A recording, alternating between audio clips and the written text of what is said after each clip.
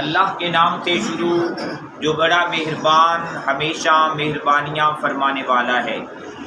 پچھلے سبق میں تذکرہ گزرا تھا ان لوگوں کا کہ جن کے بارے میں میرے اللہ نے ارشاد فرمایا کہ قیامت کے دن ان کے چہرے بڑے غم زدہ، بڑے خوف زدہ اور ذلت اور رسوائیاں ان سے ٹپک رہی ہوں گی۔ فرمایا جہاں کچھ لوگ ایسے ہوں گے تو فرمایا اس کے برعکس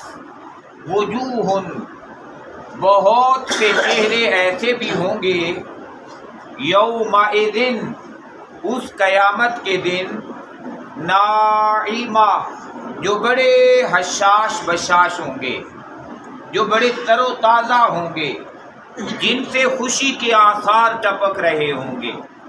اور یہ خوشی اسی بات کی ہوگی کہ قبر کی پہلی رات انہیں وہ محبوب نبی جن کی دی ہوئی شریعت کے اوپر وہ عمل کرتے رہے تھے، اس محبوب نبی نے اپنے دامن رحمت میں انہیں سمیٹ لیا تھا، اپنے دامن رحمت میں لے لیا تھا۔ اس بات کی خوشی ہوگی اور وہ ان کے چہرے سے ٹپک رہی ہوگی۔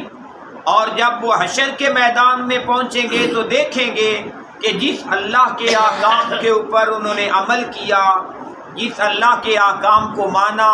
اس اللہ تبارک و تعالیٰ کی رحمت نے انہیں اپنے آثار میں لے لیا۔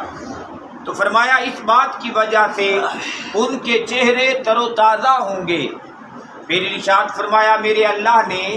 لِسَعْيِہَا، وہ دنیا میں جو نیکی کی کوشش کرتے رہے، نیک اعمال کرتے رہے، فرمایا راضیہ، قیامت کا دن ایسا دن ہوگا کہ وہ خود اپنی نیکیوں سے راضی ہو جائیں گے، اپنی نیکیوں سے خوش ہو جائیں گے۔ حالانکہ انہوں نے دنیا کی زندگی گزاری، پر دنیا کی زندگی میں کسی ایک نیکی کے اوپر بھی فخر نہیں کیا، کسی ایک نیکی کے اوپر غرور نہیں کیا، کسی ایک نیکی کی وجہ سے یہ ذہن ہی نہیں بنایا کہ یہ نیکی مجھے لے کے جنت میں چلی جائے گی، بلکہ دنیا میں نیکیاں بھی کرتے رہے اور ڈرتے بھی رہے۔ اب نیکی کے ساتھ کس بات کا ڈر ہو سکتا ہے؟ ایک ہی ڈر تھا کہ نیکی تو میں نے کر لی ہے، پتہ نہیں میرے اللہ نے قبول بھی فرمائی ہے کہ نہیں، پتہ نہیں یہ میرے اللہ کی مرضی کے مطابق ہے بھی کہ نہیں، جیسے میرا اللہ چاہتا ہے پتہ نہیں میں اس انداز کے ساتھ یہ کر بھی سکا ہوں یا نہیں کر سکا۔ ایک ڈر کی کیفیت ان کے پاس، ان کے ذہن میں رہی ہے۔ لیکن جب حشر کے میدان میں پہنچیں گے اور پتہ چلے گا کہ وہ جو سجدوں کی توفیق نصیب ہوئی تھی نا، میرے اللہ نے سجدے رائے گاہ نہیں جانے دیے، اپنے دربار میں قبول کر لیے ہیں۔ وہ جو صدقہ و خیرات کرنے کی مجھے توفیق نصیب ہوئی تھی، میرے اللہ نے میرے صدقے اور خیرات کو باطل نہیں فرمایا، اپنے دربار میں مقبول فرما لیا ہے۔ وہ جو میں غریبوں، یتیموں، مسافروں، مسکینوں کا خیال رکھتا رہا ہوں، اللہ نے اس نیکی کو بھی قبول کر لیا ہے۔ جب حشر کے میدان میں پتہ لگ جائے گا کہ نیکیاں مقبول ہو گئی ہیں تو میرے اللہ نے ارشاد فرمایا بندہ پھر اپنی ان نیکیوں سے راضی ہو جائے گا، ان کی وجہ سے خوش ہو جائے گا، حشاش بشاش ہو جائے گا۔ پھر میرے اللہ نے ارشاد فرمایا فی جنات، فرمایا پھر اس کا مقام ہوگا جنت میں، اس کا قیام ہوگا جنت میں، عالیہ، جو بڑی عزتوں والی اور بڑا بلند و بالا مقام ہے۔ فرمایا اس بلند و بالا مقام میں فرمایا بندے کا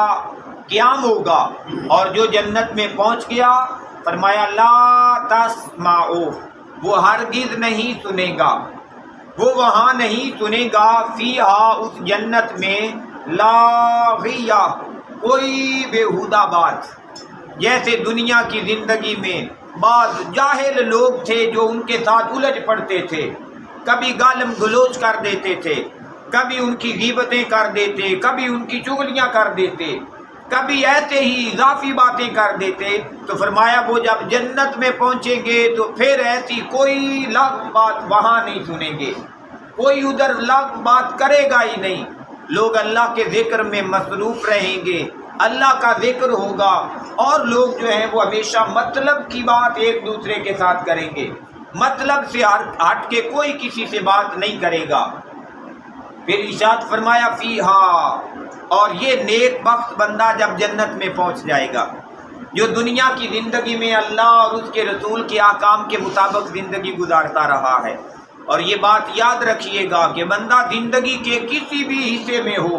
چاہے بچپن میں ہے، چاہے لڑکپن میں ہے، چاہے جوانی میں ہے، چاہے بزرگی میں ہے، تو اللہ تعالیٰ نے ارشاد فرمایا لَقَدْ كَانَ لَكُمْ فِي رَسُولِ اللَّهِ أُسْوَةٌ حَسَنَةٌ، فرمایا تمہارے لیے ماڈل اور نمونہ میرے محبوب کی ذات میں ہے۔ تو بچے جو ہیں وہ حضور کے بچپن کو پڑھیں کہ آقا علیہ السلام نے اپنے بچپن کو کس انداز کے ساتھ بسر کیا ہے، اور جوان بھی دیکھیں کہ اللہ کے محبوب نبی نے اپنی جوانی کیسے بسر کی ہے، اور بزرگ لوگ بھی دیکھیں کہ آقا علیہ السلام جب عزتوں اور رفتوں کے اس مقام تک پہنچ گئے کہ براہ راست باتیں ہوتی، محبوب جو چاہتے اللہ تعالیٰ وہ فرما دیتے، اتنی عزتیں ہونے کے باوجود پھر حضور کا اسوہ یہ ہے کہ حضور کے نواسے ننھے منھے جب حضور کے پاس آتے نا، آقا ان سے صرف پیار نہ کرتے، آقا انہیں اٹھا کے اپنے کندھوں کے اوپر بھی سوار کر لیا کرتے۔ تو یہ کردار ہے ایک شخصیت کا، جس شخصیت کو ہم نے فالو کرنا ہے۔ اور یہ بھی حدیث پاک ہے آقا علیہ السلام کی، فرمایا لیس منا من لم یرحم صغیرنا ولم یوقر کبیرنا، فرمایا جو بڑوں کا ادب اور احترام نہیں کرتا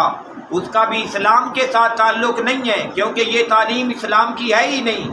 تو فرمایا جو چھوٹوں پہ شفقت نہیں کرتا وہ بھی خیال کرے کہ یہ بھی اسلام کی تعلیم نہیں ہے۔ تو حضور صلی اللہ علیہ وسلم کے کردار کو جس نے اپنایا